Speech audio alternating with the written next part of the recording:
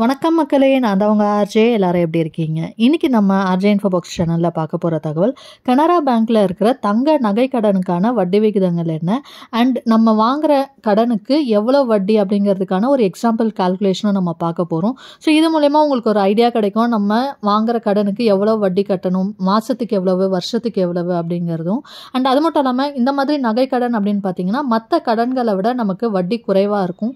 அதுவும் குறிப்பாக நம்ம பப்ளிக் செக்டர் பேங்க்ஸில் வாங்குறப்ப. ஸோ நம்ம தனியாக பர்சனல் லோன் வாங்குறப்ப பார்த்திங்கன்னா வட்டி விகிதங்கள் அதிகமாக இருக்கும். நகை கடனில் நமக்கு வட்டி கம்மியாக இருக்கும். அண்ட் அது மட்டும் இல்லாமல் நம்ம ஒரு முக்கியமான தேவைக்காக இப்போ பிள்ளைங்களோட படிப்புக்கு இல்லை ஒரு எமர்ஜென்சி மருத்துவ செலவுக்கோ அந்த மாதிரிங்கிறப்ப நம்ம நகை கடன் வைக்கிறது வந்து பெஸ்ட்டு மற்ற லோனை விட. அண்ட் இதில் வட்டி குறைவாக இருக்கும், நம்ம நகையும் சீக்கிரம் மூட்ட முடியும். அது மட்டும் இல்லாமல் இன்னும் ஒரு சில விஷயங்களுக்காகவும் நம்ம வந்து நகை கடனை வாங்க முடியும். அதாவது நம்ம இதுலேருந்து லாபமாகவும் நகை கடனை வாங்க முடியும். ஃபார் எக்ஸாம்பிள், எனக்கு தெரிஞ்ச ஒரு நெய்பர் வந்து பார்த்திங்க அப்படின்னா அவங்க வாடகை வீட்டில் இருந்தாங்க. அவங்க வந்து இப்போ வந்து லீஸுக்காக வேறு வீட்டுக்கு மாறி இருக்கிறாங்க. ஸோ அவங்க வந்து நகையை வந்து அடகு வச்சு அதுலேருந்து பணத்தை வாங்கி லீஸுக்கு போனதுனால இப்போ மாதம் கட்டுற வாடகை வந்து அவங்களுக்கு மிச்சமாக இருக்குது. ஸோ மாதம் வந்து அவங்க 6,000 வாடகை கொடுத்துருந்தாங்க. இப்போ 7,000 ஏற்றிருக்காங்கன்றதுனால அதிகமான வாடகையாக இருக்குன்னு வீடு வந்து லீஸுக்கு பார்த்து போகிறாங்க. ஸோ அதுக்கான அமௌண்ட்டுக்கு அவங்க கிட்ட இருந்த நகையை அடகு வச்சுருக்காங்க. ஸோ அது கம்பேர் பண்ணுறப்ப நம்ம வாடகை விட குறைவான வட்டி இருக்குது. ஸோ எக்ஸ்ட்ராவாக அவங்களால பணத்தை மிச்சப்படுத்த முடியும். அண்ட் அது மட்டும் இல்லாமல் நம்ம அடகு வச்ச நகையை அவங்களால ஈஸியாக மீட்க முடியும். ஸோ இந்த மாதிரி பிளான் பண்ணி நகையை அடகு வைக்கிறவங்களுக்கும் வந்து பார்த்திங்கன்னா இது லாபமாக இருக்கும்.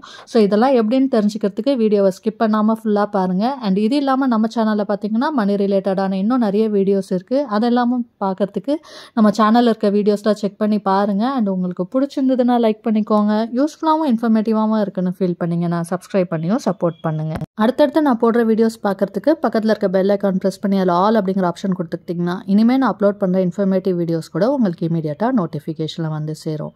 ஸோ இப்போ சப்ஸ்கிரைப் பண்ணிவிட்டு வாங்க நம்ம வீடியோக்குள்ளே போகலாம். ஸோ இன்றைக்கி நம்ம கனரா பேங்க்கில் இருக்கிற கோல்டு லோனுக்கான இன்ட்ரெஸ்ட் ரேட் பார்க்க போகிறோம். இந்த மார்ச் 2024 அடகு வைக்கிறப்ப நமக்கு ஒரு கிராமுக்கு எவ்வளோ பணம் கிடைக்கும், அண்ட் எவ்வளோ வட்டி விகிதங்கள், நமக்கு எவ்வளோ பணம், அதுக்கான வட்டி எவ்வளவு, இது மாதிரியான கால்குலேஷனும் நம்ம பார்க்க போகிறோம். அண்ட் இதில் லோன் அமௌண்ட்டு நம்ம எவ்வளோ மினிமமாக வந்து நகையை வச்சு லோன் வாங்கலாம் அப்படின்னு பார்த்திங்கன்னா மினிமம் 5,000 மேக்ஸிமம் அமௌண்ட்டாக 20 லட்ச ரூபா வரைக்கும் நம்ம தங்க நகை கடன் வந்து வாங்க முடியும் கனரா பேங்க்கில்.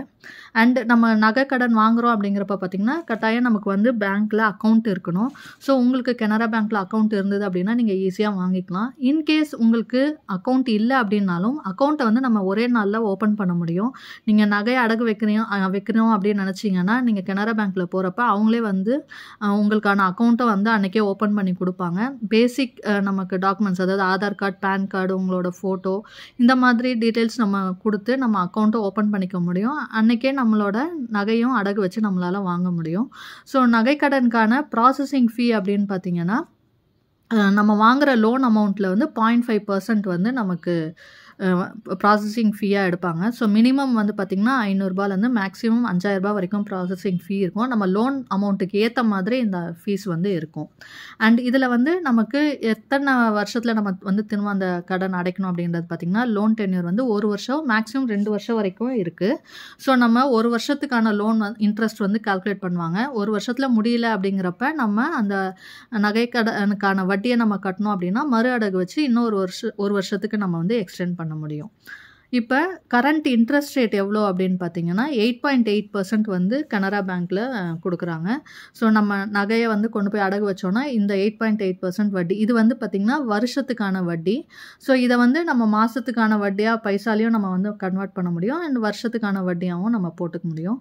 அண்ட் இதுக்கான கால்குலேஷன் நம்ம கீழே பார்க்கலாம். கனரா பேங்க்கை பொறுத்த வரைக்கும் பார்த்திங்கன்னா இன்ட்ரெஸ்ட் வந்து குறைவாக இருக்குது. மற்ற பேங்க்ஸில் கம்பேர் பண்ணும்போது பார்த்திங்கன்னா கனரா பேங்க்கில் கம்மியாக இருக்குது. அண்ட் அது மட்டும் இல்லாமல் சர்வீஸ் வந்து இங்கே ரொம்ப நல்லாவே இருக்குது.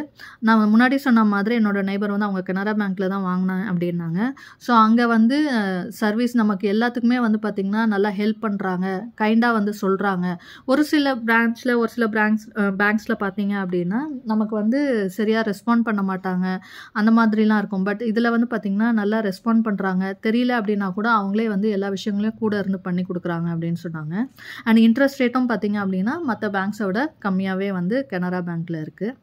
அண்ட் இதில் அமௌண்ட்டு, அதாவது நம்ம 1 கிராமுக்கு எவ்வளோ ரூபா கிடைக்கும் அப்படின்னு பார்த்தீங்கன்னா, நமக்கு கோல்டு ரேட்டை பொறுத்து, இன்றைக்கான கோல்டு ரேட்டை பொறுத்து நம்ம அடகு வைக்கிறப்ப அதுக்கான அமௌண்ட்டும் வந்து வேரி ஆகும்.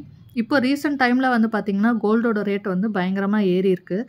ஸோ நமக்கு கோல்டோட அமௌண்ட் வந்து இன்னும் அதிகமாகவே கிடைக்குது. அதாவது 1 கிராமுக்கு வந்து பார்த்திங்கன்னா 4500லேருந்து 4700 வரைக்கும் கிடைக்குது. ஏன்னா இப்போ ரீசெண்டாக பார்த்திங்கன்னா 6000 தாண்டி கோல்டோட ரேட் இருக்குது இல்லையா? ஸோ அதை பேஸ் பண்ணி தான் வந்து அவங்க 1 கிராமுக்கான ரேட்டை வந்து ஃபிக்ஸ் பண்ணுவாங்க. ஸோ மேக்ஸிமமாக 1 கிராமுக்கு 4700 வரைக்கும் கிடைக்குது.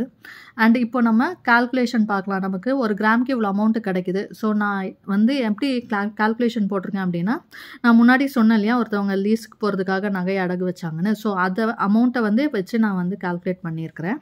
அவங்க வந்து 12 சவரன் நகையை வந்து அடகு வச்சிருக்காங்க. அது வந்து கல் இல்லாத நகை. நம்ம வந்து அடகு வைக்கிறப்ப கல் இருந்துச்சுன்னா அதுக்கான இதை வந்து கழிச்சிருவாங்க.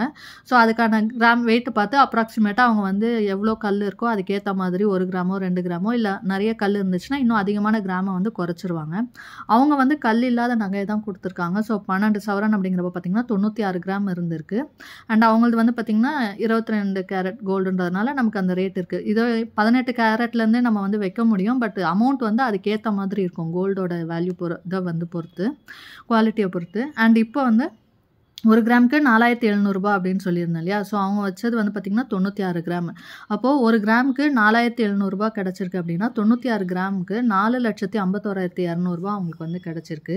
அவங்க லீஸுக்கு போனது வந்து பார்த்திங்கன்னா 5 லட்ச ரூபா லீஸுக்காக வீடு பார்த்துருக்காங்க. ஸோ ஏற்கனவே இருந்த வீட்டில் அவங்க வந்து அட்வான்ஸ் கொடுத்துருக்காங்க வாடகை வீட்டில். ஸோ அந்த அட்வான்ஸ் வந்து பார்த்திங்கன்னா 50,000 அட்வான்ஸ் கொடுத்துருந்ததா சொன்னாங்க. ஸோ அதையும் இந்த நகையை வச்சு வர பணத்தையும் வச்சு புது இதுக்கு வந்து லீஸுக்கு வந்து போயிருக்காங்க. ஸோ 4,50,000 அவங்களுக்கு வந்து இதில் 12 சவரன் அடகு வைக்கிறப்ப அமௌண்ட் வந்து கிடச்சிருக்கு. அண்ட் இதில் வட்டி எவ்வளோ அப்படின்னு பார்த்தீங்கன்னா, அதாவது 8.8% அப்படின்னு நான் சொன்னேன் இல்லையா? அது வந்து வருஷத்துக்கான வட்டி. ஸோ நீங்கள் கால்குலேட்டரில் போட்டாலே தெரியும். ஸோ இந்த அமௌண்ட்டுக்கு வந்து நமக்கு இன்டூ 8.8% அப்படின்னு போட்டோம்னா நமக்கு அதுக்கான இன்ட்ரெஸ்ட் வந்து கிடைக்கும். ஸோ இன்ட்ரெஸ்ட் வந்து 39,706 வருது. இது வந்து வருஷத்துக்கான வட்டி. இதுவே மாதம் எவ்வளோ அமௌண்ட் அப்படின்னு பார்த்தீங்கன்னா, மாதம் 3,309 அப்படிங்கிற அமௌண்ட் வருது. இந்த அமௌண்ட் வந்து நம்ம மாதமும் கட்டலாம், இல்லை வருஷத்துக்கு ஒரு முறை மொத்தமாகவும் இந்த அமௌண்ட்டை வந்து கட்ட முடியும். அண்ட் அது மட்டும் இல்லாமல் இதில் நீங்கள் இப்போது அசல் மட்டும் வட்டி கட்டலை, 1 வருஷம் கழிச்சு நீங்கள் இந்த வட்டி கட்டுறீங்க அப்படின்னா கூட நடுவில் உங்ககிட்ட கிடைக்கிற பணம் அப்பப்போ 10,000 20,000 30,000 எவ்வளோ கிடைக்குதோ அந்த அமௌண்ட்டை வந்து நீங்கள் அசலில் வந்து கட்டிகிட்டே வரலாம். ஒரு சில இதில் ஆன்லைன் ஃபெசிலிட்டியும் நமக்கு இருக்குது. ஸோ அதை எப்படின்னு பார்த்துட்டு நீங்கள் ஆன்லைன்லேயே கூட உங்ககிட்ட அப்பப்போ கிடைக்கிற அமௌண்ட்டை வந்து கட்டிகிட்டே வந்தீங்கன்னா அதுக்கான வட்டியும் நமக்கு வந்து குறையும். ஸோ 1 வருஷம் முடிவில் நீங்கள் கொஞ்சம் அமௌண்ட்டு கட்டியிருக்கீங்கன்னா இந்த வட்டி இல்லாமல் இதை விட கம்மியான வட்டியாக தான் நமக்கு வந்து கால்குலேட் பண்ணி தருவாங்க. ஸோ வட்டியும் நமக்கு குறையும், அசல்லையும் குறையும். அண்ட் அவங்களுக்கும் பார்த்தீங்கன்னா, நான் முன்னாடி சொன்னேன் இல்லையா, 6,000 வாடகை இருந்தது, இப்போ 7,000 இருக்குது அப்படிங்கிறப்ப அவங்களுக்கு இதில் பாதி அமௌண்ட்டு தான் இல்லை இன்ட்ரெஸ்ட்டாக வருது. அது மட்டும் இல்லாமல் மீதி அமௌண்ட்டை வந்து அவங்க அசலில் கட்டிகிட்டே வரப்ப அசலையும் ஈஸியாக அடைக்க முடியும், நகையும் வந்து மூட்ட முடியும். அது மட்டும் இல்லாமல் நம்ம இப்போ திரும்பவும் 1 வருஷம் கழிச்சு அப்படிங்கிறப்ப பார்த்திங்கன்னா கோல்டோட ரேட் ஏறி இருக்குன்னா பேங்க் வந்து கோல்டோட ரேட் இருக்கிறப்ப இன்னும் கொஞ்சம் அதிகமான கடன் வந்து அதே நகைக்கே தருவாங்க. ஸோ அது வேணாம் அப்படிங்கிறப்ப நம்ம நகையும் வந்து திருப்பிக்க முடியும், கொஞ்சம் கொஞ்சம் நகை அதிலேருந்து. ஸோ இந்த மாதிரி அட்வான்டேஜஸ்லாம் வந்து நமக்கு கோல்டு லோனில் இருக்கிறதுனால நம்ம பார்ட் பேமெண்ட்டாகவும் பண்ண முடியும். நம்ம ஒரு அமௌண்ட் கட்டிட்டோம் அப்படின்னா, இப்போ நிறைய ஒரு 4-5 நகையை சேர்த்து நீங்கள் வச்சுருக்கீங்க, ஒரு நகையை கூட நம்ம தனியாக வந்து அதுலேருந்து நம்ம திருப்ப முடியும். ஸோ அதுக்கு வந்து நம்ம பேங்க் மேனேஜரையோ அப்ரைசர் நம்ம கேட்குறப்ப அவங்க வந்து அதுக்கு கைட் பண்ணுவாங்க. ஸோ கொஞ்சம் கொஞ்சமாக நகையும் நம்மளால் திருப்ப முடியும். அண்டு நமக்கு அதுக்கப்புறமா சேர்க்குற இப்போ இவங்க வந்து பார்த்திங்கன்னா வாடகை வந்து இப்போ மிச்சமாகுது. ஸோ கடனையும் அடைச்சிட்டாங்க அப்படிங்கிறப்ப மாதம் அவங்க ஆல்ரெடி கட்டியிருந்த 6,000 வந்து மிச்சமாகும். அண்ட் அது மட்டும் இல்லாமல் லீஸுக்கு கொடுத்த பணம் 5 லட்ச ரூபாவும் அவங்களுக்கு சேஃபாகவே இருக்கும். திரும்ப நம்ம அதுலேருந்து வெளில வரப்போ அந்த 5 லட்ச ரூபா பணமும் கிடைக்கும். மாதம் நம்ம 6,000 இந்த வாடகை அமௌண்ட் வந்து இந்த கடன் முடிஞ்சிருச்சு அப்படின்னா அதை வந்து சேவிங்ஸில் போடுறப்ப அதுலேருந்து நமக்கு இன்னும் அதிகமான இன்ட்ரெஸ்ட் அதுலேருந்து கிடைக்கும். நமக்கு சேவிங்ஸ் வந்து வெல்த் க்ரியேட் பண்ணுறதுக்கு நிச்சயமாக யூஸ்ஃபுல்லாக இருக்கும். இன்றைக்கி நான் சொன்ன இந்த தகவல் நிச்சயமாக உங்களுக்கு பயனுள்ளதாக இருந்திருக்கும்னு நினைக்கிறேன். அண்டு கனரா பேங்க் மாதிரி மற்ற ஏதாவது பேங்க்ஸோட கோல்டு லோனுக்கான இன்ட்ரெஸ்ட் ரேட் வேணும் அப்படின்னாலும் கமெண்ட் செக்ஷனில் போடுங்க, நான் வந்து டீட்டெயில்ஸ் போடுறேன். ஸோ இன்றைக்கி நான் சொன்ன இந்த தகவல் உங்களுக்கு பயனுள்ளதாக இருந்திருக்கும்னு நினைக்கிறேன். அப்படி இருந்துச்சுன்னா லைக் பண்ணிக்கோங்க, உங்கள் ஃப்ரெண்ட்ஸ் அண்ட் ஃபேமிலிக்கு தேவைப்பட்டால் அவங்களுக்கும் ஷேர் பண்ணுங்கள். அண்ட் இது வரைக்கும் நம்ம சேனலை சப்ஸ்கிரைப் பண்ணாமல் பார்க்குறீங்க அப்படின்னா சப்ஸ்கிரைப் பண்ணி சப்போர்ட் பண்ணுங்கள். இன்னொரு நல்ல பயனுள்ள தகவலோடு உங்களை சந்திக்கிறேன். அதுவரை உங்களிடமிருந்து விடைபெறுவது உங்கள் ஆர்ஜே. நன்றி, வணக்கம்.